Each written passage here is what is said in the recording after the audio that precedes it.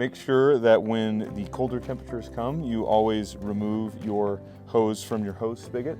We do use frost-proof spigots, but it's important to know that what that means is when you turn this off, the actual valve that you're opening and closing in the pipe is about 10 inches deep in the wall here. So that way when this is off, the water stays somewhere where it's warm and insulated and can't freeze.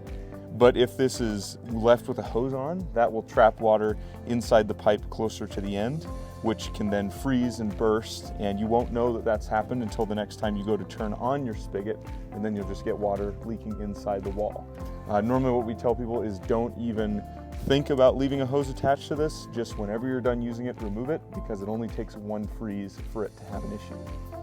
So if you have a single family house, you are going to have a sprinkler system, and with that system you might have one of these. This is a backflow preventer.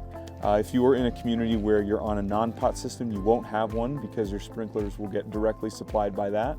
But here you do have one, and the way these work, this is if your sprinkler system is taking water from the actual house to supply it, it has to go through one of these, so it's at the right pressures first. And with the backflow preventer, this is very important to winterize in the winter when you're turning your sprinklers off. You have to blow out your lines, and then it's best to turn off the water shutoff to the sprinklers inside the house, and then keep these handles at kind of a halfway point like we are here. The reason you do that is so that when you're blowing out your sprinkler lines, this lets the air from the air compressor get all the way through the system without leaving any traces of water behind. And then from there, come springtime, when we go to turn this back on, you'll turn on the shutoff on the inside, and then you'll open these valves here so that water can then freely flow through the backflow preventer. But these are very expensive to replace, so you just want to make sure you winterize these before the first time it freezes in the year. Otherwise they can crack and break and are very expensive. If you have a garage heater in your home, you do want to make sure that in the winter months when it gets a little colder that you do keep this running. There's a few different models that we've put in over the years, so yours might look a little bit different than this.